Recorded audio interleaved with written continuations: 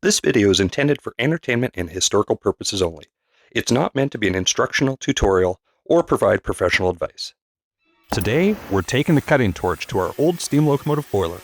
Along the way, we'll be talking throttles, drypipes, and everything in between, all in an effort to get the new boiler ready to go. So if you haven't already, hit that subscribe button and let's get to work.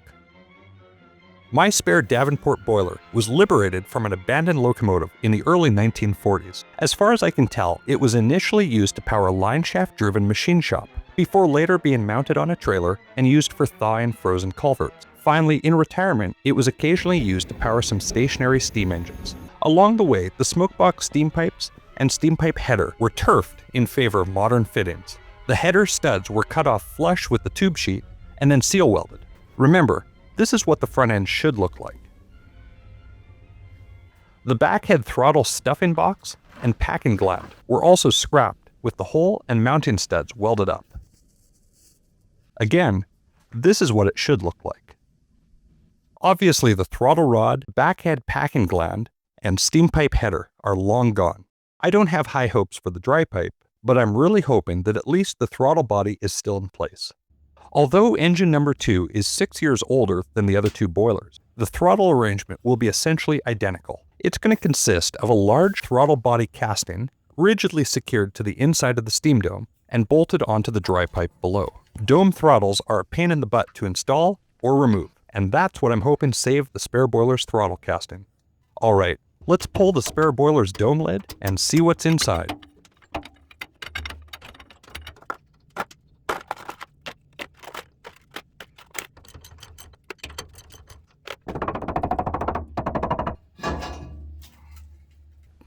Well, there you have it. There's nothing in there. The throttle's gone. This situation is certainly less than optimal, but fortunately, there's a plan B.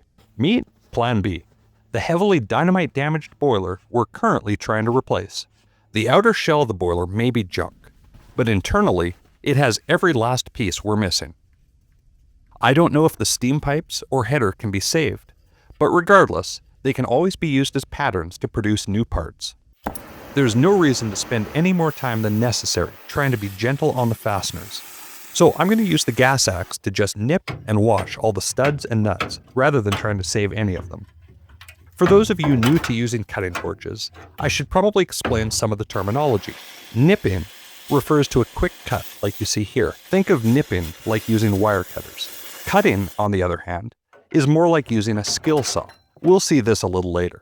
And then there's washing. Sometimes you may want to burn the nut off, but preserve the stud in the process. In this case, you'd slowly wash the sides of the nut off while being careful not to touch the stud. At the very end, you'd tap the remains of the nut off with the hammer. In our case, we don't care about the nut or the stud.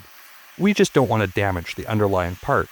But because of severe corrosion and rust, we could get blowouts if we were too aggressive. So for this reason, we wash the nut and stud down to the washer in a safe and controlled manner.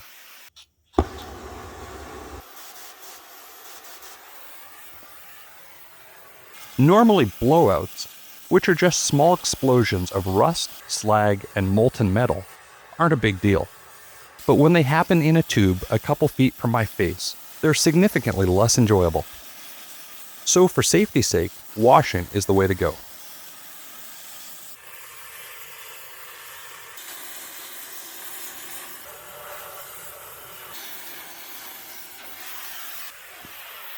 With the studs washed right down to the washers, we can now tap away the slag and pop the washers off. Now comes the challenge of removing the steam pipe header, which is thoroughly glued in place with 114 years worth of rust. I used progressively larger bars in increasingly aggressive ways until the bottom half of the header started to move. For the record, there shouldn't be a bottom half of the header. Until a couple minutes ago, there was only the header. Anyway, after a whole lot of jiggling, it finally released. Looking at the brake and how corroded it is, it's apparent that the header has been broken for a very long time, probably since the dynamite. Freshly broken cast iron is whitish gray in appearance and turns rusty over time. You can see just a slight amount of gray in the brake right at the flange. We can now add the header to the long list of patterns I still need to make. The remaining piece of the flange is stubborn right to the very end. Here's a better view of what the freshly broken cast iron looks like. It appears to be a fresh break right at the flange, with the old fracture centered around the throat. Okay, now it's time to move over to the throttle. So let's clear away some of this snow and pull the lid.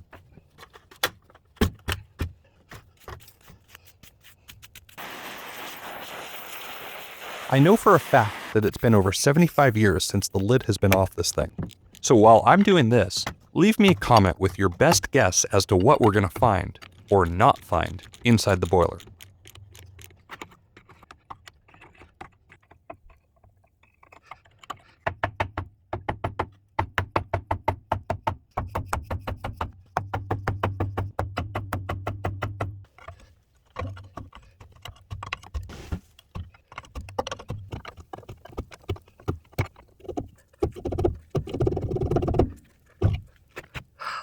Well, there you have it. The boiler is plumb full of straw. This certainly throws a wrench in my plans to use the cutting torch. I really don't want a massive straw fire burning inside the boiler for obvious reasons. But I'm also sure there's probably a few critters hibernating in here. So that wouldn't be a very nice thing to do. This pack rat-sized hole on the side of the dome was probably the main entrance for who knows how many generations of creatures hauling straw and building nests while the engine was out in the desert. So while I mull over what to do about the throttle, let's move around to the back head and start working on the packing gland and stuffing box. This time of the year, ice in the threads and joints can act just like glue, so we'll warm everything up with the torch just for good measure.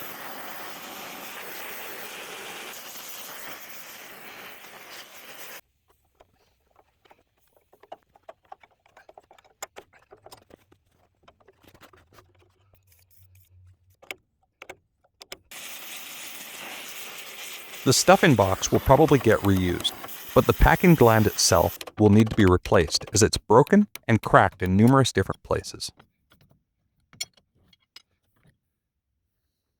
If you look closely, you'll notice that a piece of brass was sweated onto the throttle shaft. This was probably to account for corrosion on the shaft that led to never-ending leakage. That's a common ailment for this type of throttle.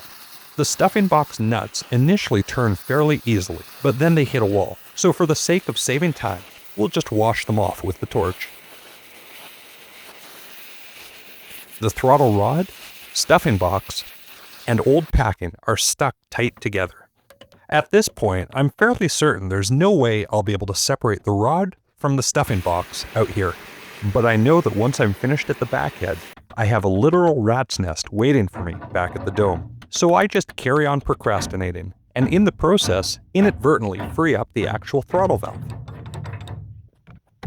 The throttle valve itself is a spool-shaped casting that floats on a rod, the rod that I just broke.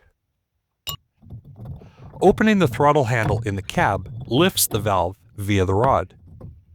Shutting the handle allows gravity to drop the valve back onto its seat.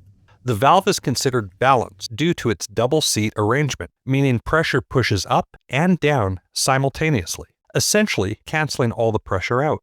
However, it isn't truly balanced due to the surface area of the bottom being slightly smaller than the top, but this is required to actually fit the valve into the casting. Normally, a throttle valve like this will lift right out of the throttle body with minimal effort. Of course, this one has been in place for at least 75 years, so it's a little reluctant. All in all, the spool valve looks pretty good. We'll set it aside for now and start tackling that rat's nest. I'm using the pinch bar to just loosen up the material enough that I can pull clumps of it out and expose the various fasteners. As I was exposing more and more of the throttle body, I discovered that unlike engine number 2, which has a one-piece casting, this throttle body is actually a two-piece casting, with a flange in the middle. This is really neither here nor there, but the flange does make it much harder to see what I need to see. Here's that broken rod and the lower valve seat. And this is what the inside of the throttle body actually looks like. After inadvertently dropping my favorite chrome pinch bar into the boiler, I grabbed a long-handled gardening tool and continued digging out the straw.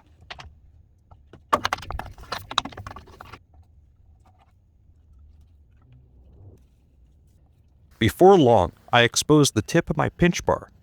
You can see it at the top left, the throttle body nuts, and the pin which secures the bell crank to the throttle. This all needs to come out. The throttle body is secured to the dry pipe with a single U-bolt and 2 nuts. They come off first.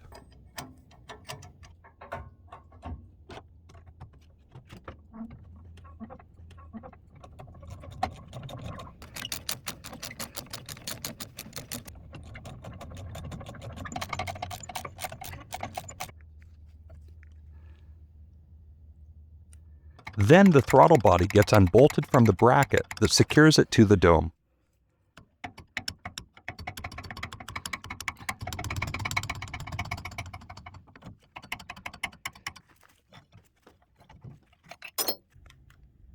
Now we just need to get this pin out. It's a little hard to see, so let me try and get you a bit closer. This cotter key needs to come out first, and then the pin will hypothetically slide right out. At that point, the throttle body can be lifted out of the dome. I'm now going to play a game of operation using these vice grips to collapse and remove that cotter key.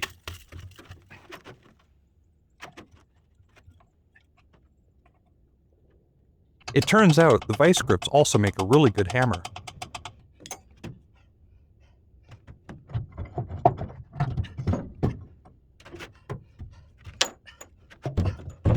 With the throttle body out of the way, it'll be pretty easy to remove the rest of this stuff. Now that it's out in the open, let's have a quick look at the throttle body. This is the U-bolt that had the 2 nuts on it. This just clamps the dry pipe to the throttle body. It's just a lapped fit. Here's the awkward to access bell crank pin. And finally, where it was bolted to the dome. And that's the throttle in a nutshell. Resting on a bed of straw, the dry pipe just gets shoved out of the boiler with minimal effort.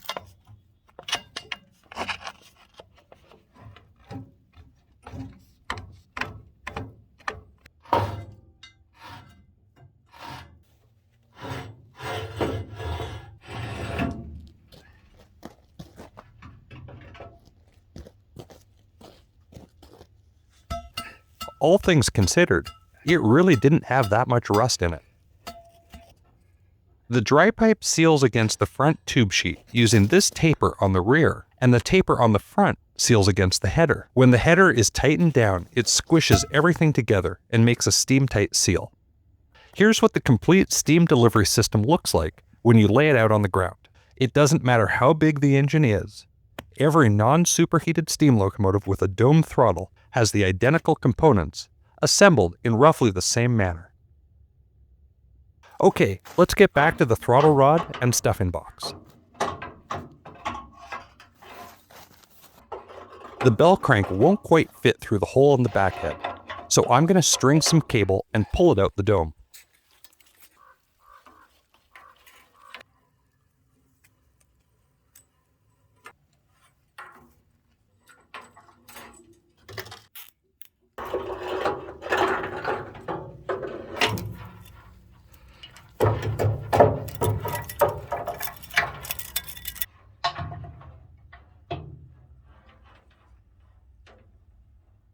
As always, it's good practice to put everything back together so you don't lose any parts. Alrighty, time to start on the spare boiler. We need to remove everything new and bring it back to as-built condition.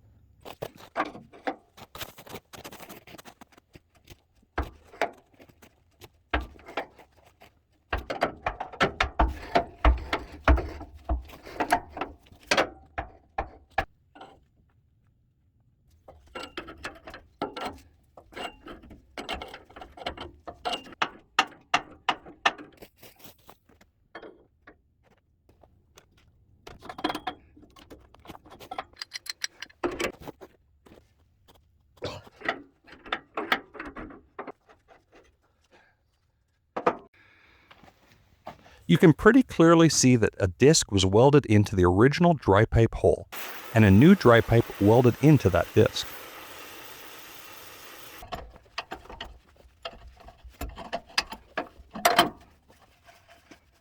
I use an 80 grit flapper disc to gently grind down the seal weld on the lowest stud. After a few minutes, I can see the shadow of the stud start to appear. That's perfect, I can work with this.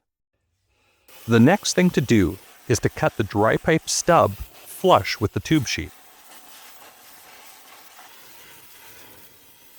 And then cut the welded disc between its weld and the dry pipe. I found something to shove in the pipe to act as a handle so we don't lose it in the barrel. Now we're going to move over to the dome and cut the other end of the dry pipe.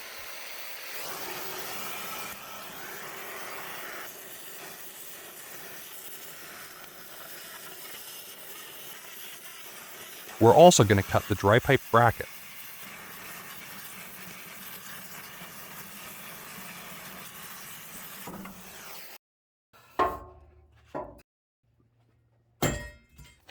Using my handle, the dry pipe comes right out.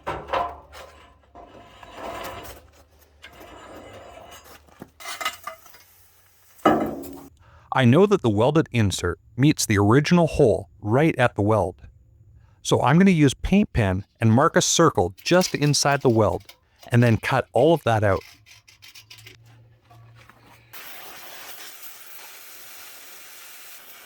I don't want to cut away any more than absolutely necessary with the torch, especially since the hole needs to be exactly centered within the studs so it aligns with both the header and the throttle body. What I'm hoping to do is unscrew all 6 studs and then screw in a ready rod that will hold an alignment bracket, which will be used to grind a new tapered hole exactly where it should be. First, let's see if a stud will actually come out. I drilled it out to 9/16 of an inch, and then used the torch to heat just the inside of the stud. As it cooled, it contracted and broke the remaining bit of seal weld. An easy out then had no problem extracting it. What's kind of scary is this stud was only in 3 threads deep. I think we've come up with a pretty solid plan for addressing this issue, and in the process created a nice pile of parts. We made a lot of progress, so for now, let's call it a day.